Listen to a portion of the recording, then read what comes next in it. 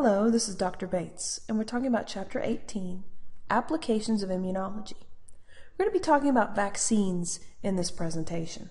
So, virulation is the inoculation of smallpox into the skin that happened in the 18th century. Cowpox was inoculated into skin by Jenner, and then the inoculation of rabies virus was carried on by Pasteur.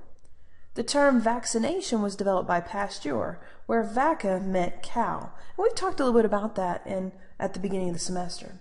So a vaccine is a suspension of organisms or fractions of organisms that induce immunity. We hope that it provokes a primary immune response, which would cause your system to produce antibodies and memory cells, making the vaccine cause your first response. A non-pathogenic vaccination means that you cannot get sick. You just have that primary response so that your secondary response will be much quicker. We've talked about herd immunity before, so vaccines provide herd immunity if the population is not naturally inoculated. Here's a graph showing measles in the United States. I want you to notice when the vaccine was used that the number of cases dropped dramatically. Individuals were vaccinated as opposed to catching measles naturally. So here is a list of vaccines used to prevent bacterial diseases. I want you to notice what the vaccine is made up of. Here we have a toxoid. Here we have a polysaccharide. Here we have whole or acellular fragments. Again, another polysaccharide, toxoid, polysaccharide. So vaccines can be a part of the organism that we're trying to vaccinate against. It can be a particular molecule, or it can be a toxoid, and we can develop vaccines based on that. Here's a list of ones for viruses. I want you to notice here we have the word attenuated virus. Here we have the word killed. Now, since viruses aren't alive, that's not really the right word, but we would call it inactivated. Here's a continuation of that list. We have rabies, smallpox. I want you to notice the live, attenuated, inactivated virus. So for children ages 0 to 6, these are the suggested vaccines in the United States. Now, not all countries do the same vaccination schedule.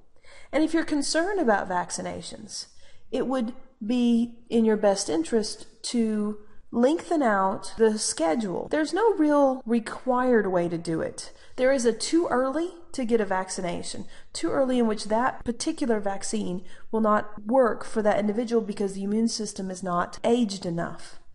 But you can actually have your child get their vaccinations in a longer schedule instead of linking them all together.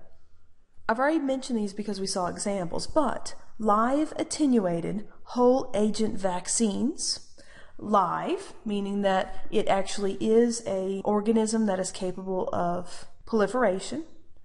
Attenuated, meaning that it has been selected for its inability to cause disease. So it is a weakened pathogen, but because it is an organism, it's going to mimic the actual infection better.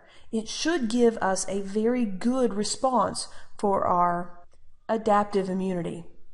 Some examples are MMR and the Sabin polio. Now, inactivated whole agent vaccines are safer than live vaccines because there is nothing live in it. But it requires boosters because it doesn't start the immunity as well because it isn't a real or a real fake infection. The Salk polio is an example of that. Now the catch is that the Sabin polio versus the Salk polio vaccines, the Sabin polio could actually cause the individual to produce polio. Now, the individual doesn't get polio, but because it is a live virus, could actually pass polio in their feces. Now, subunit vaccines are where we only have a portion. And we mentioned some of these when we mentioned polysaccharides, etc. We use an antigenic fragment to stimulate the immune response. We have recombinant, where we make vaccines that are produced by genetic modification. We can build one that looks like a virus but doesn't have the virus genetic information. It just is the outside or the particle part. And then of course we have our toxoids, which are inactivated toxins. Antitoxins are serums containing antibodies against the toxin. So example subunit vaccines would be acellular pertussis and recombinant hepatitis B. Conjugated vaccines are used for diseases in children with poor immune response to capsular polysaccharides. DNA vaccines or nucleic acid vaccines take naked DNA that produces the protein antigen encoded in the DNA and injects that into you. The protein antigens carried to the red bone marrow stimulate humoral and cellular immunity. If we want to develop a vaccine, we will culture a pathogen and then figure out how we inactivate it, how much of it we need, whether we can use a part or piece. We'll also culture the viruses in eggs or in cell culture. One of the problems with doing this is that individuals who are allergic to eggs have to worry about vaccinations. Development of vaccines is a slow process, mainly because it's less profitable than other medicines. For example, Viagra is worth a lot of money, but the chickenpox vaccine not as much. New vaccines are developed without the use of animals. We use plants as sources for the vaccines.